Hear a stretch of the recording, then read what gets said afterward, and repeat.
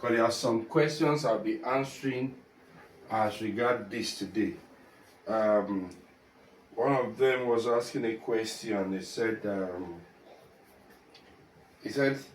he needs to understand the principle of how you connect solar panel with your electric fence. Always note, if you want a 24-hour system where your inverter, I say inverters, pardon me, where your electric fence energizer like the Wizord 4, the druid, irrespective of those ones, where it can run round the clock 24 hours, please ensure you don't use the battery that comes with it alone. You can take that out and decide now you just decide to use this.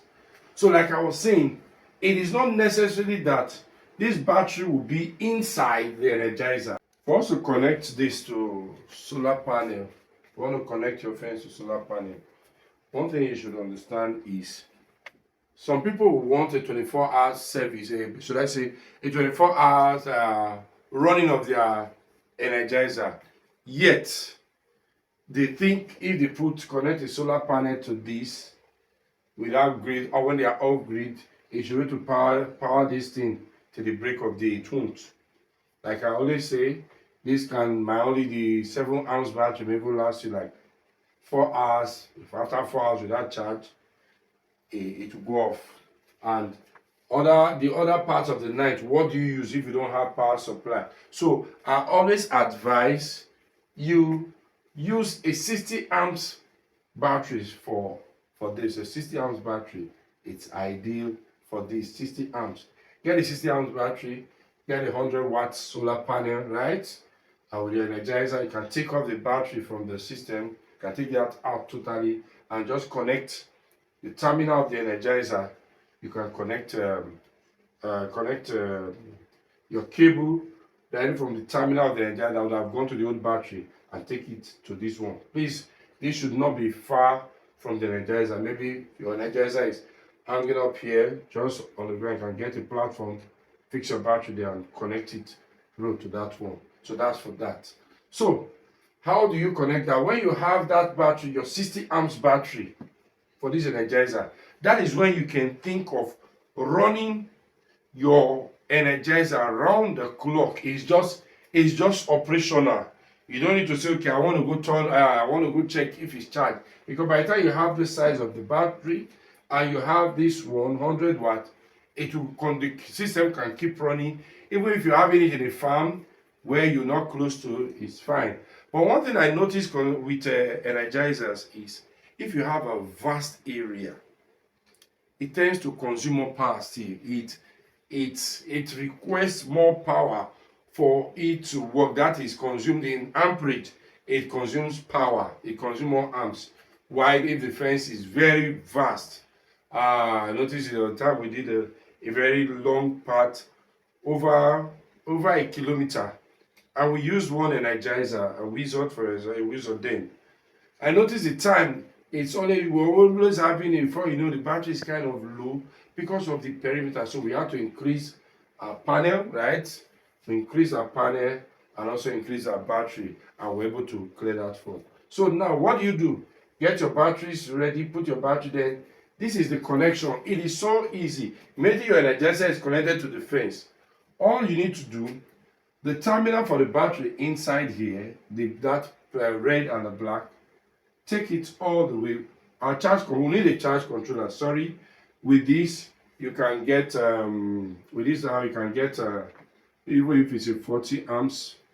Sorry. Let's see. Let me remove the fence connection for this. Let me remove the fence connection. This is just to the fence. It has nothing to do with the power now. Let's assume we have a charge controller. Sorry, this should not marry this far from it.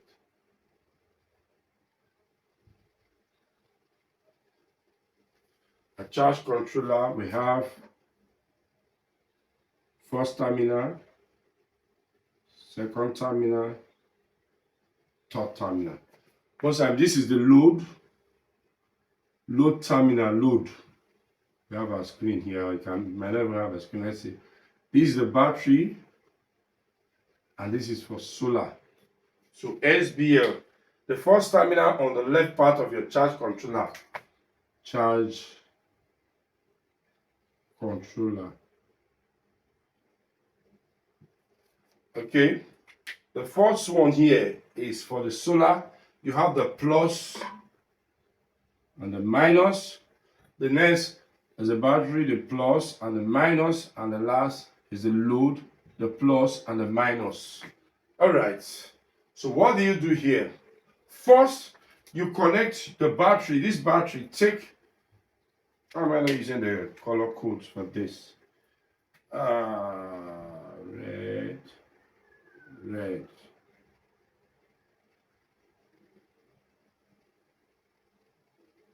I don't know.